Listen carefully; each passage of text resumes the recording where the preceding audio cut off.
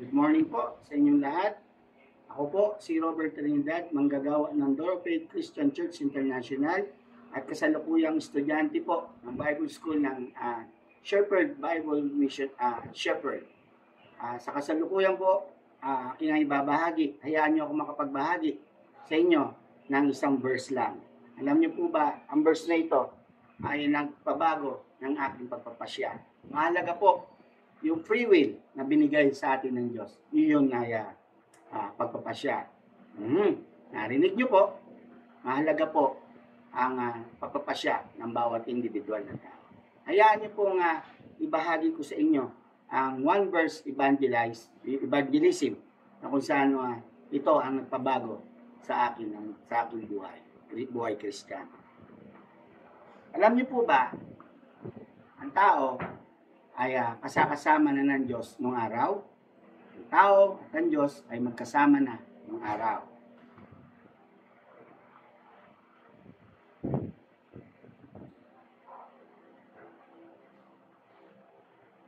Narinig niyo po. Ang tao ay kasakasama na ng Diyos noong araw. At sa pagkalika ng tao, ng Diyos sa tao, mayroon po siyang ibinigay. Ito po yung regalong pinaka magandang regalo ng Diyos sa atin.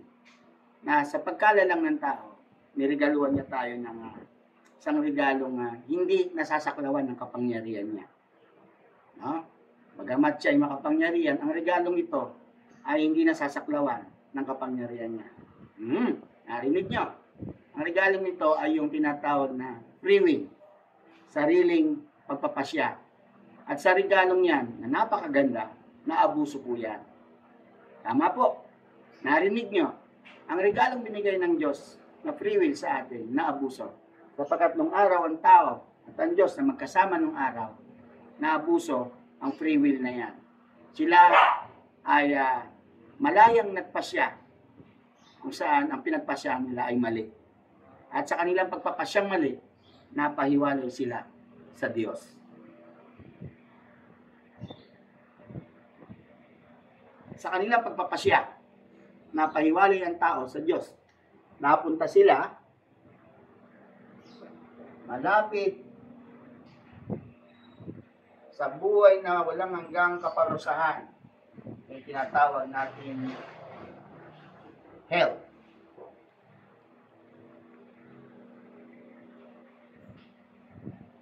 Sa pagpapatuloy, bago ko ituloy ito, naniniwala po ba kayong ang tao ay nagmula sa Diyos?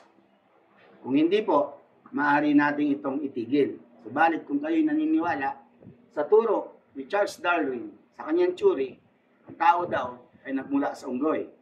Kung yun ang inyong pinapaniwalaan, hindi natin maaaring ituloy ito sapagkat hindi nyo maunawaan. At ngayon, kung kayo'y nagdidesisyon na kayo'y naggaling sa Diyos, ituloy natin ito. Ayon sa pagpapasya ng tao, ang tao na dating kasama ng Diyos ay nagpasya na sumuway. At sila ay nagkaroon sa kanilang pagsaway, nagkaroon sila ng pagkakasala. Sin. At dahil sa sila nung araw ay magkakasama, isa, kasama ng Diyos ang tao, at ang tao kasama ang Diyos, alam nila kung paano sila makakabalik sa Panginoon. Dala ng pagkakahiwalay. Kaya ang tao, gumawa ng mga paraan upang makabalik sa Diyos. Ano ito? Good work.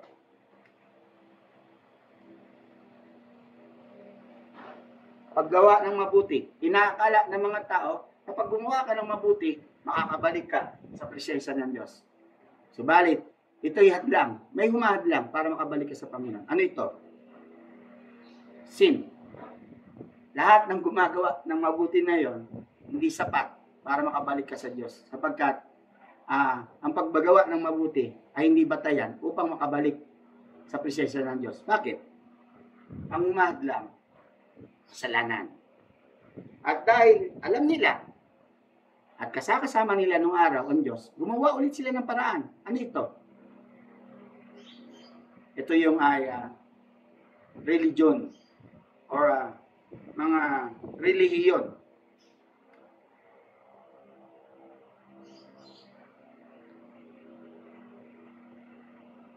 Subalit, hindi sapat na ikaw'y umanib sa lahat ng uri ng reliyon. Wala namang perfectong reliyon na yon. Kahit anong reliyon ang pasukan mo. Kung ikaw ay nasasakupan at nahahadlangan ng kasalanan, hindi ito sapat para ikaw ay makabalik sa presensya ng Diyos. Dahil may humaharang. Ano yun? Kasalanan.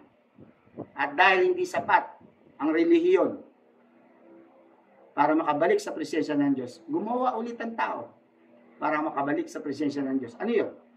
Nagpaka-religyoso na sila. Kung tawagin nila ito ay religious, no? Religyoso.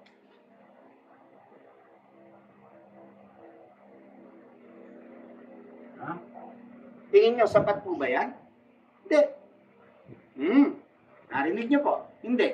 Sapagkat may malaking mahadlang. Gumawa ka man ng mabuti, hindi sapat. Sumali ka man sa mga reliyon, hindi sapat.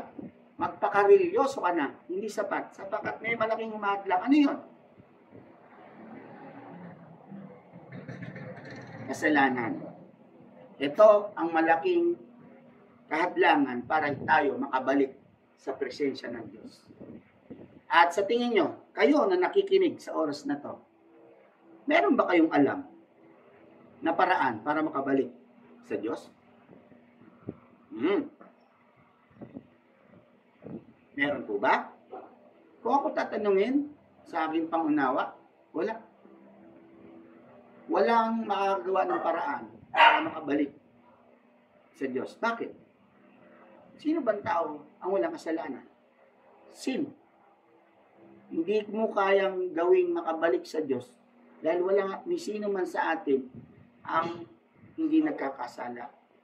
Walang kasalanan. Lahat tayo kakamali, nagkakasala. Kaya alam ng Diyos na wala ni sino man sa atin ang makakagawa ng paraan upang makabalik sa Panginoon. Kaya Diyos mismo, ang gumawa ng paraan. Ang Diyos Ama mismo ang gumawa ng paraan. Tama ang iyong pandinig. Si God, Father God, ang gumawa ng paraan. Dahil sa kanyang pag-ibig, no? Ayon sa John 3:16. One verse. Sa John 3:16, ang Ama mismo ang gumawa ng paraan, hindi ang tao. Ganon na lamang ang pag-ibig ng Diyos, kaya binigay niya ang kanyang buntong na anak, kaisa-isang anak, upang ang sino man sumamba sa kanya ay maligtas. No? Sabi doon, ibinigay ng Diyos Ama, ang buntong na anak, upang ang sino man sumamba sa kanyang kaisa-isang anak ay magkaroon ng buhay na walang hanggan. Saan yun? Sa heaven. Tama po ba? Yan ang ginawa ng Ama. Dahil alam ng Ama, walang kakayanan ng tao makapanumbalik sa presensya ng Diyos o makapunta dyan sa sinasabing buhay na walang hanggan.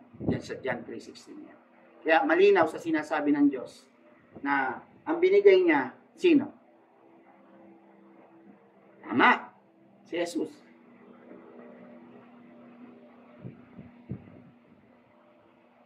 Si Jesus lang ang daan upang tayo ay makabalik sa presensya ng Diyos. O sa tinatawag nilang buhay na walang hanggan. Kahit anong gawin natin, gumawa ka ng mabuti, hindi sapat. Sumama ka sa mga reliyon, hindi sapat. Magpaka-religyoso ka, kahit sugat-sugatan mo yung katawan sa panahon ng mahal na araw, kahit anong hampas mo sa likod, hindi ka makakabalik sa Panginoon. No? Tanging ang Panginoong Hesus lamang sa Kalbaryo ng Krus, ibinigay ng Ama, ang siyang tumupos sa atin sa pagkakasala. Ngayon, tatanungin ko sa iyo na ikaw nanonood na yon, sapat na ba ito sa mga taong nakulong at pinagdusahan ang kanilang kasalanan sa bilanggo? Kung 25 years, 30 years, napagdusahan nila ito, ginugol nila yung ganung taon. Sapat na ba upang sila hindi na magkamali? Tama nyo narinig. Sapat na ba? Kakamali pa rin siya. Iba na lang. doon sa binigay ng Panginoon sa iyo, yung free will, pagpapasya. Kung hindi ka magpapasya, no? Na ikaw ay isuko mo yung sarili, pagpasyahan mo ang Diyos, ang siya na maghari sa iyo.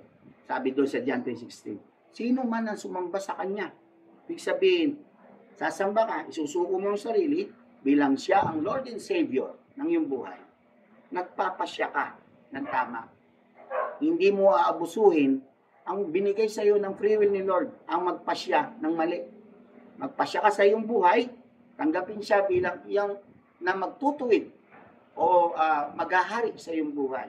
Ngayon, ikaw na nakikinig sa akin na yun, kung ako, ikaw ay mamamatay, sabay tayo. Sa tingin mo, saan ka pupunta? Tama, ang narinig mo. Kung ikaw ay mamamatay, kasama ko, saan ka pupunta? Sa langit?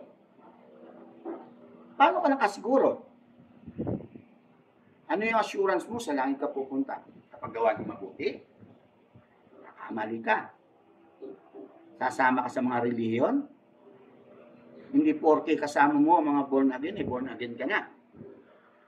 Magpapakareligyoso ka na? Manang? Hindi sapat. Lahat ay may pagkakasala. Nabubuhay tayo. Nasasalba, naliligtas by the God grace. Amen? Kaya ikaw ay magpapasya sa oras na to.